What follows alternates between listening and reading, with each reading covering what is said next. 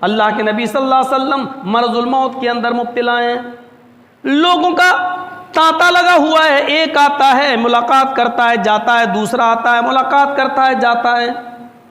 بخاری شریف کی روایت ہے، حضرت فاطمہ رضی اللہ تعالیٰ عنہ کو جب پتہ چلتا ہے کہ میرے ابو کی طبیعت کچھ زیادہ ہی ناساز ہے تو وہ ملاقات کرنے آئیں۔ چال ڈھال میں، چلنے پھرنے میں، اٹھنے بیٹھنے میں، شکل و صورت میں حضرت فاطمہ نبی اکرم کے سب سے زیادہ مشابہ تھیں۔ وہ نبی اکرم کے گھر میں آتی ہیں، اللہ کے نبی روزانہ اٹھ کر بوسہ دیا کرتے تھے، لیکن آج چارپائی سے بستر سے اٹھنے کی پوزیشن نہیں۔ خود حضرت فاطمہ بیٹھ جاتی ہیں۔ بخاری کے ایک دوسرے روایت کے اندر یہ لفظ بھی موجود ہے، نبی اکرم کی بے چینی اور پریشانی کو جب حضرت فاطمہ نے دیکھا تو ان کی زبان سے یہ جملے بھی نکلے، وا کربا ابتا، ہائے میرے ابو کی تکلیف۔ نبی اکرم صلی اللہ علیہ وسلم کی ازواج مطہرات، آپ کی بیویاں وہیں بیٹھی ہوئی ہیں، حضرت فاطمہ کو نبی اکرم نے اپنے سینے سے لگایا اور ان کی بے چینی دیکھی تو ایک جملہ ادا کیا، فرمایا فاطمہ تمہیں بے چین ہونے کی ضرورت نہیں، تمہیں پریشان ہونے کی ضرورت نہیں، آج کے بعد تمہارے باپ کو کبھی اتنی تکلیف نہیں ہوگی۔ ان کو قریب کیا اور سرگوشی کی اور ان کے کان میں ایک جملہ ادا کیا، اے فاطمہ مجھے محسوس ہو رہا ہے کہ یہ میرا آخری وقت ہے۔ اے فاطمہ مجھے محسوس اس لیے ہو رہا ہے کیونکہ ہر سال جبرائیل مجھے ایک مرتبہ قرآن کا دور کراتے تھے، لیکن اس مرتبہ مجھے 2 مرتبہ قرآن کا دور کرایا۔ جبرائیل کا 2 مرتبہ قرآن کا دور کرانا یہ اس بات کی طرف اشارہ ہے کہ میرا اللہ رب العالمین سے ملنے کا وقت قریب ہے۔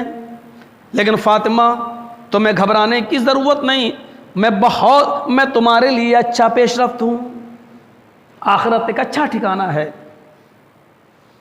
اپنے ابو کی جب آخری وقت کو قریب دیکھا حضرت فاطمہ نے تو وہ رونے لگی، ان کی آنکھوں میں آنسو آ گئے۔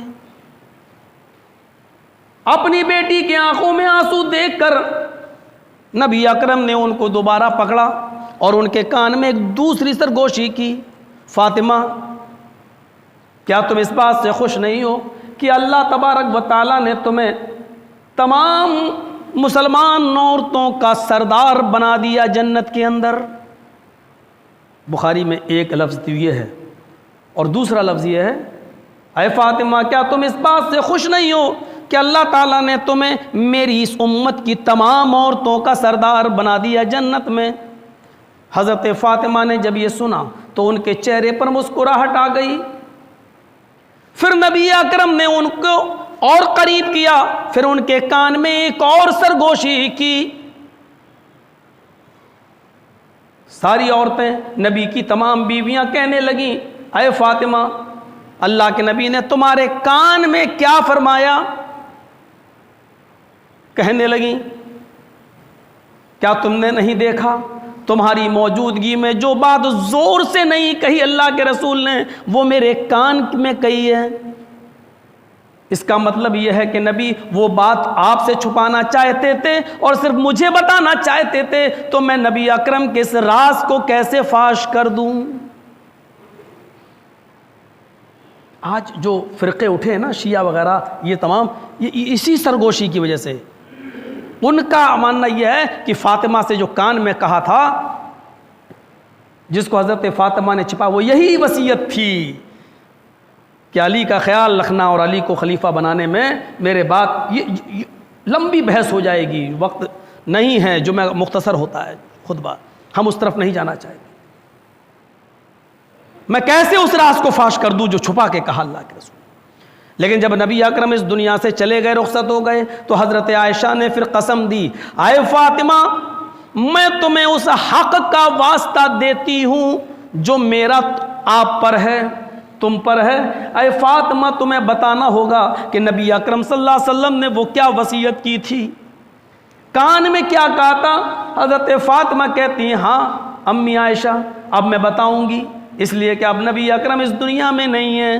ان کے رخصت ہو جانے کے بعد میں بتاؤں گی. اور مسکرا کر کہتی ہیں کہ اللہ کے نبی صلی اللہ علیہ وسلم نے میرے ابو نے میرے کان میں جو جملے کہے وہ جملے یہ تھے کہ اے فاطمہ تمہیں دکھ کرنے کی پریشان ہونے کی ضرورت نہیں. میرے اہل بیت میں, میرے خاندان میں, میرے کنبے میں, میرے قبیلے میں, میرے برادری میں, میری رشتہ داریوں میں سب سے پہلے تم مجھ سے ملو گی. جب اللہ کے نبی نے میرے کانوں میں یہ جملے کہے, اے امی عائشہ آپ نے دیکھا ہوگا کہ اس جملوں کے بعد میرے چہرے پر مسکراہٹ آ گئی.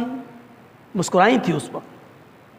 غور کیجئے, کسی کو موت کی اطلاع دی جا رہی ہے کہ تم سب سے پہلے مجھ سے ملو گی, اور اس کے چہرے پر مسکراہٹ آ رہی ہے. غم نہیں ہو رہا ہے. موت مومن کی نظر میں کیا حیثیت رکھتی ہے؟ موت و زندگی تو ایک نظام میں چلتا رہے گا. لوگ آئے ہیں, آتے رہیں گے, جاتے رہیں گے, لیکن موت کی خبر جب کسی کو دی جا رہی ہے کہ تم مجھ سے سب سے پہلے ملو, تو اس پر اس کو بجائے غم کرنے کے مسکرا رہا ہو. یہ اس بات کی دلیل ہے کہ مومن موت کے نام سے گھبراتا نہیں ہے, بلکہ موت کو اپنے قریب دیکھ کر اس کے چہرے پر مسکراہٹ آتی ہے. ہم میں سے کوئی, ہم کو بھی شامل کرو. ملا مولوی صاحب, حاجی نمازی صاحب, سب کو شامل کرو. ذرا تصور کرو کہ کون آدمی ایسا ہے آج جو اپنی موت کو اپنے قریب ایک ایک دن, دو دن قریب دیکھتا ہو اور اس کو خوشی ہو رہی ہو کہ میں اپنے رب سے ملاقات کے وقت قریب ہو رہا ہوں. ذرا تصور کریے. یہیں سے اندازہ لگائیے کہ ہمارا ایمان کیا ہے. حضرت فاطمہ سن رہی ہیں اور مسکرا رہی ہیں. نبی اکرم جب اس دنیا سے رخصت ہو جاتے ہیں تو ایک تاریخی مرثیہ جو حضرت فاطمہ نے پڑھا تھا وہ حدیث کی کتابوں میں موجود ہے. غم کیا ہے, غم کرنا کوئی بری چیز نہیں ہے, لیکن غم کے اندر جاہلیت کے نعرے لگانا وہ غلط چیز ہے. حضرت فاطمہ نے غم کا اظہار ان الفاظوں میں کیا تھا, ان لفظوں میں کیا تھا, یا ابتی, اے ابو جان, وا کربا یا ابتا, ہائے میرے ابو, منا جا بربن دعا, آپ کو آپ کے رب نے بلایا اور آپ چلے گئے. من نجا بربن دعا, آپ کو اس نے بلایا اور آپ نے اس کی دعوت کو قبول کر لیا. وا کر بابا من جنت الفردوس ماوا, ہائے میرے ابو آپ کا ٹھکانہ تو جنت الفردوس ہے, آپ تو جنت الفردوس میں چلے گئے. اس کے بعد جو جملہ کہا وہ دیکھیے, وا کر بابا الا جبریل ننا, اے ابو اب جبریل کس کے اوپر قرآن لے کر نازل ہوں گے؟ اب جبریل قرآن کی آیتیں لے کر کس کے پاس آئیں گے؟ اب علم کا خزانہ کس کے اوپر نچھاور ہوگا؟ جس کے پاس جبریل آتے تھے وہ تو اس دنیا میں نہ رہا. وا کر بابا الا جبریل ننا, نہیں اے ابو میں جبریل کو بلاتی ہوں اور جبریل سے کہتی ہوں اب صاحب وحی نہیں رہا, اب اس دنیا کے اندر جس پر وحی اترتی تھی وہ نہیں رہا. اے جبریل اب تم وحی لے کر نہ آنا. ان جملوں نے بتا دیا کہ فاطمہ پر کیا گزری تھی. غم ہوتے ہیں. غم کا اندازہ آپ اس بات سے لگا سکتے ہیں کہ جب مدینے اللہ کے رسول جب ہجرت کر کے گئے تو حضرت انس جنہوں نے 10 سال نبی اکرم کی خدمت کی تھی, حضرت انس کا بیان ہے کہ جس وقت نبی اکرم مدینے میں تشریف لے گئے اس دن مدینے میں ایسا جشن اور ایسی خوشی کا ماحول تھا کہ ایسا جشن اور ایسا خوشی کا ماحول پوری مدینے کے اندر پوری زندگی میں کبھی نہیں دیکھا گیا. چھوٹے چھوٹے بچے 7-8 سال کے 6 سال کے نبی اکرم کی آمد پر یہ اشعار پڑھ رہے ہوں. ذرا غور کرو.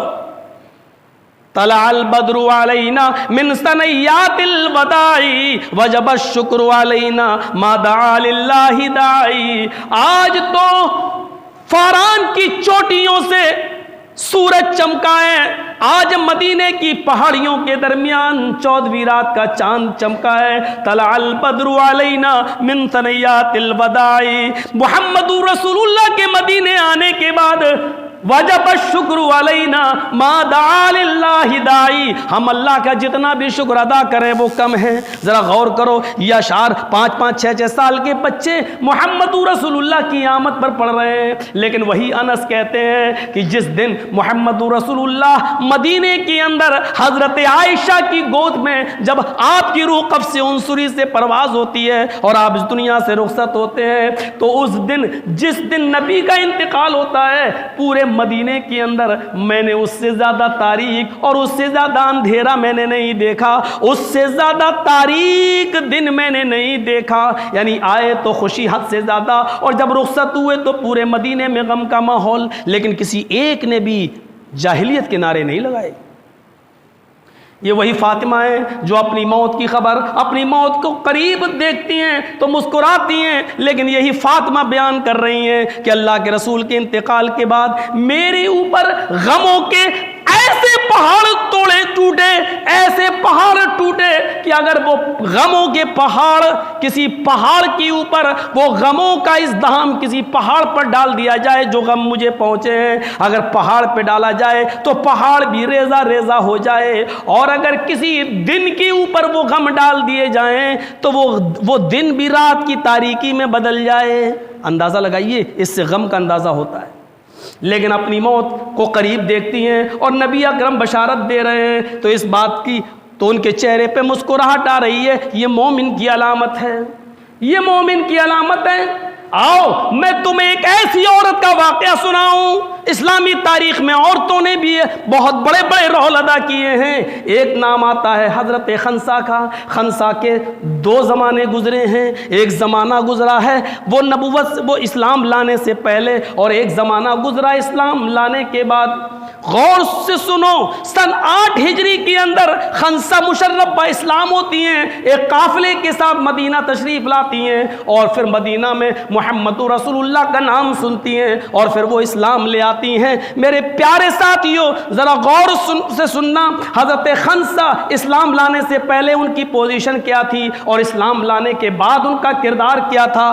اسلام 8 ہجری میں لائیں، 8 ہجری سے پہلے ان کا رول یہ تھا کہ وہ بہت بڑی شاعرہ تھیں، عرب کی مشہور شاعرہ تھیں، لیکن آپ تعجب کریں گے وہ کسی کی شادی پر صحرا بھی بہت اچھا لکھتی تھی، لیکن کسی کے انتقال پر وہ مرثیہ بھی بہت اچھا لکھتی تھیں۔ مکے میں جو ایک بازار لگتا تھا جس کو سوق اوکاس کہا جاتا تھا، سال میں ایک بار بازار لگتا تھا، اور بڑے بڑے عرب کے پورے عرب سے لوگ وہاں پر اپنا مال تجارت کے لیے لایا کرتے تھے، اس میں خنسا بھی آیا کرتی تھی، اور خنسا جب اس بازار میں ٹھہرتی تھی تو ان کے دروازے پر، ان کے خیمے پر لکھا ہوتا تھا ارسل عرب، عرب کی سب سے مشہور شاعرہ۔ یہ قبائلی عداوت اور جاہلی دور میں ایک دوسرے کی دشمنی ایسی تھی کہ خنسا کے 2 بھائی تھے، ایک بھائی کا نام تھا معاویہ اور دوسرے بھائی کا نام تھا صخر۔ قومی عداوت نے اور قبائلی دشمنی نے معاویہ کو قتل کروا دیا، لوگوں نے حضرت خنسا کے بھائی معاویہ کو قتل کر دیا۔ معاویہ کے قتل پر اپنے ایک بھائی کا غم یہ خنسا بھول نہیں پائی، نکلتی تھی، اڑتی تھی، چلتی تھی، پھرتی تھی، اپنے بھائی معاویہ کو یاد کرتی تھی اور اشعار پڑھتی تھی۔ قومی عصبیت جوش میں آئی ہے، چھوٹے بھائی صخر نے اپنے بھائی معاویہ کا بدلہ لینے کے لیے دشمنی قبائلوں سے لڑنا شروع کر دیا، لیکن وہ لوگ ایک تھے، انہوں نے خنسا کے دوسرے بھائی صخر کو بھی قتل کر دیا۔ صخر کے قتل ہو جانے کے بعد خنسا ٹوٹ گئی، دیوانی سی ہو گئی۔ یہ وہ دور ہے جو ابھی اسلام نہیں لائی ہے، یہ اسلام لانے سے پہلے کا دور ہے۔ خنسا نے اپنے بھائی صخر کے انتقال پر، اس کے قتل ہونے پر زمانے جاہلیت میں جو شعر پڑھا تھا، ذرا اس شعر پر توجہ دیجئے۔ وہ کہتی ہے سورج نکلتا ہے اور سورج ڈوبتا ہے، تو یہ خنسا ہر سورج کے نکلتے وقت اور سورج کے ڈوبتے وقت یہ شعر پڑھا کرتی تھی، یذکرنی طلوع الشمس صخرا، یذکرنی طلوع الشمس صخرا اذکرہ لکل غروب شمس۔ اے سورج تو کیوں نکلتا ہے؟ یہ خنسا کا وہ شعر ہے جو اپنے بھائی صخر کے انتقال پر، اس کی موت پر خنسا نے پڑھا تھا۔ اس سے اس کے غم اور اس کی بے چینی کا اندازہ لگایا جا سکتا ہے۔ اے سورج تو کیوں نکلتا ہے؟ یذکرونی طلوع الشمس صخرا، اے سورج جب بھی طلوع ہوتا ہے، جب بھی تو نکلتا ہے تو مجھے میرے بھائی صخر کی یاد تازہ کر دیتا ہے، مجھے صخر کی یاد دلا دیتا ہے۔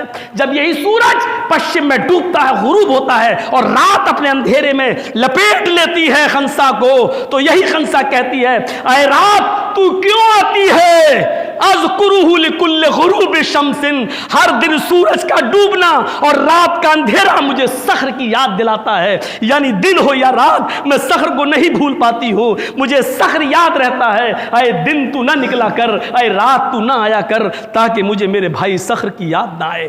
یہ روزانہ یہ اشعار پڑھتی تھی۔ اس سے اندازہ لگا سکتے ہیں یہ اسلام لانے سے پہلے کا واقعہ ہے، جو اپنے بھائیوں کا غم نہیں بھول پا رہی ہے۔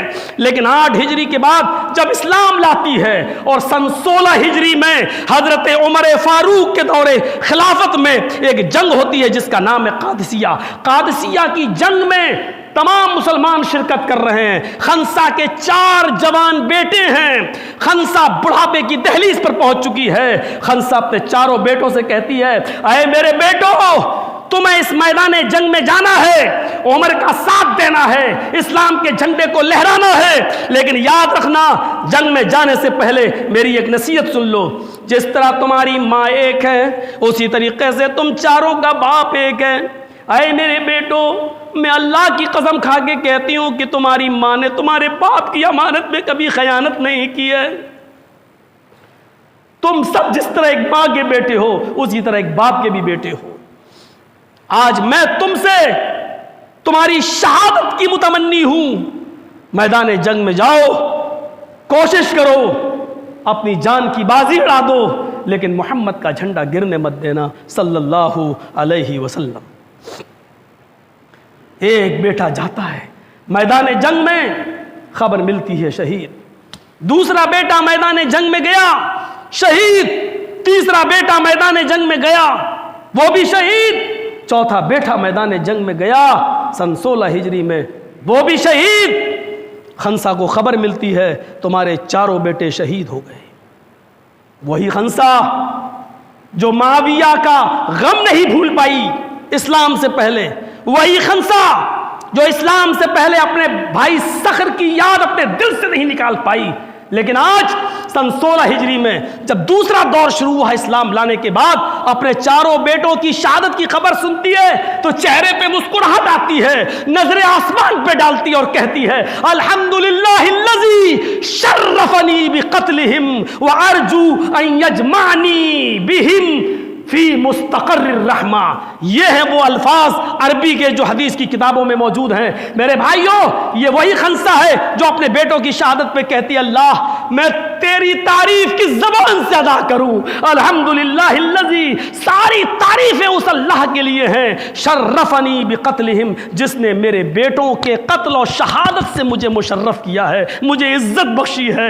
میرے بیٹوں کی شہادت پر مجھے امید ہے وَأَرْجُو أَن يَجْمَعْنِي بِهِمْ فی مستقر الرحمہ، انشاءاللہ مستقر الرحمہ میں، جنت کے اندر میرے بیٹوں کی شہادت میں میرے ساتھ اللہ تبارک و تعالیٰ میرے بیٹوں کو بھی جمع کرے گا، میں اپنے بیٹوں کے ساتھ جنت کے اندر ضرور جمع کی جاؤں گی، میرے بیٹوں کے ساتھ مجھے بھی اٹھایا جائے گا۔ یہ وہی خنسا ہے میرے بھائیوں جو اپنے بھائیوں کا غم نہیں بھول پا رہی ہے، لیکن آج اپنے 4 بیٹوں کی شہادت پر مسکرا رہی ہے۔ موت مومن کی نظر میں مسکراہٹ کا نتیجہ ہوتی ہے۔ ہم اپنے ایمان کا جائزہ لیں، ہم اپنے آپ کو دیکھیں اور پرکھیں کہ ہم کتنے % مسلمان ہیں۔ موت ہمارے قریب آتی ہے تو ہمیں کتنی خوشی ہو رہی ہے۔ موت خودکشی کرنا حرام ہے، موت کی دعا مانگنا بھی حرام ہے، اللہ ہمیں جلدی موت دے دے، نہیں، آپ یہ دعا نہیں کر سکتے۔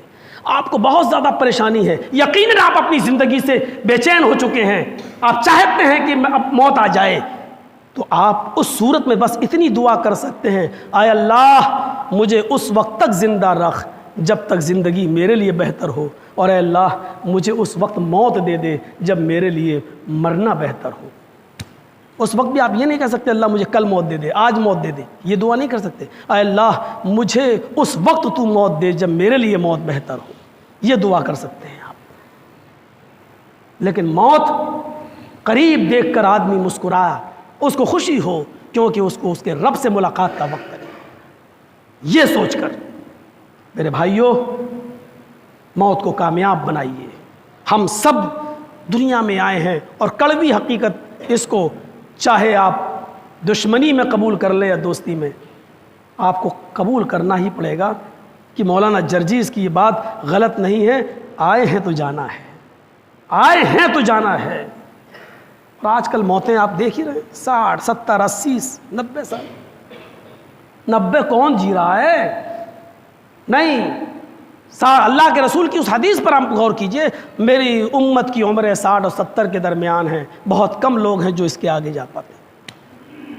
اللہ تبارک و تعالی ہم تمام لوگوں کو، ہم تمام مسلمانوں کو اتفاق و اتحاد کے ایک پلیٹ فارم پہ قائم فرما دے۔ اے بار الہ بغض اور عداوت اور دشمنی ہمارے دلوں سے نکال دے، ایک دوسرے کے لیے ہمدردی اور غمخواری ہمارے دلوں میں پیدا فرما دے۔ موت کے بعد جو زندگی ہمیں ملنے والی ہے اللہ اس زندگی کو ہماری کامیاب بنا دے۔ اے اللہ جب تک تو زندہ رکھ ہمیں اسلام پہ زندہ رکھنا، اور جب ہمارا خاتمہ ہو تو ایمان پر ہمارا خاتمہ فرمانا۔ وما علینا الا البلاغ المبین وآخر دعوانا ان الحمد للہ رب العالمین۔